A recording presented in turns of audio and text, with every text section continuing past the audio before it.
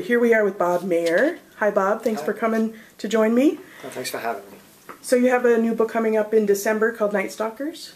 It's called Area 51 Night Stalkers. The team is based outside of Area 51, and I basically pitched it. It's Amazon's publishing at 47 North, and it's called, said The Unit Meets Warehouse 13.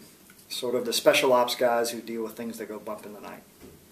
Oh, I love that. I love that. Does it have the quirky that Warehouse 13 has? Yeah, it does. Actually, it's kind of a little bit different for me in that it's I have a little humor edge to it.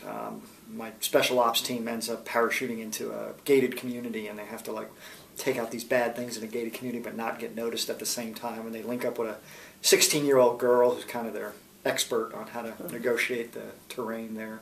Well, that's fantastic. And this is, you said this was kind of influenced by your Jennifer Cruzy.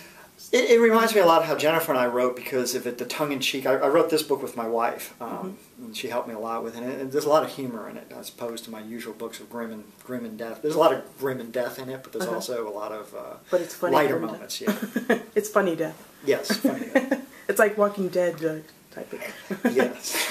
Speaking of Walking Dead, yes, that was a good segue, right? Yes, it was perfect. You have a Green Beret survival. I'm just about finishing up right now the Green Beret Guide to Surviving the Apocalypse, Zombies, and Other Disasters. And I'm basing it because I've done a lot of, I've trained a lot, SEER training at Fort Bragg, and we did a lot of that in Special Forces. But one of the keys to it is you see all these post-apocalyptic things and everybody's surviving. And one thing survival guys never talk about is building a team. And sad to say, in a survival situation, if it's really bad, the bad people win. Because they're willing to do the things the good people aren't. So my book is geared towards the good people, to tell them how to prepare for this, how to build a team beforehand.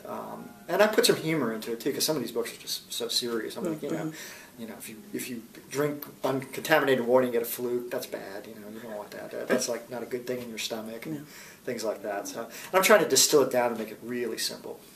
And so, do you have a team yourself? I can't tell you that. That's part of it. We were talking before, and I said the best thing to do in a survival situation is find the other survivalists. They're already ready for you. So we should find you. That's why I'm not telling you where I live. Okay. Oh, we could probably find that out. We have Google. Yeah, that's why I got a P.O. box. Okay, it sounds like you're covered.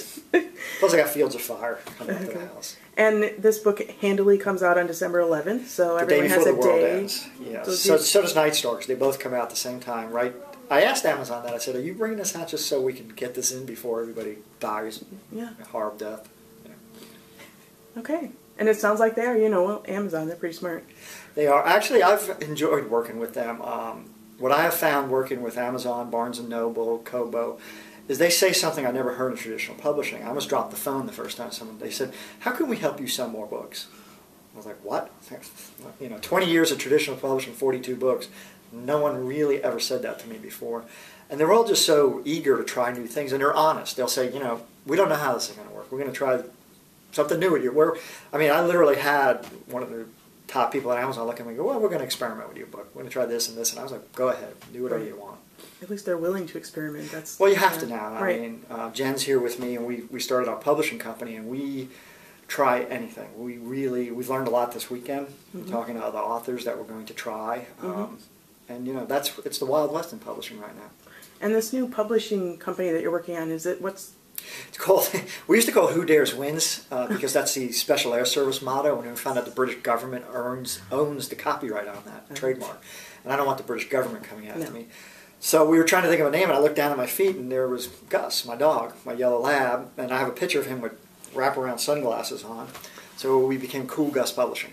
I love it. Yeah. And when does do you have a date for first we've had books. We've got how many? Oh, you have them out, though. We have 70 titles out now. We've got a book right now by Colin Falconer from Australia. He could never, no American publisher would buy him because he wasn't American. And his book right now is in the top about 50 on Barnes & Noble. So we're really excited to get him going. Okay. We really think his book's going to really break out big. Great. Well, 70 titles. I was obviously paying attention.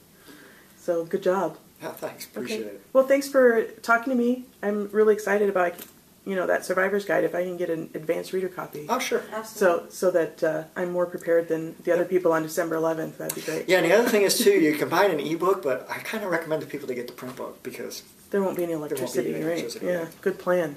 Yeah. Thanks, Bob. All right, thank you.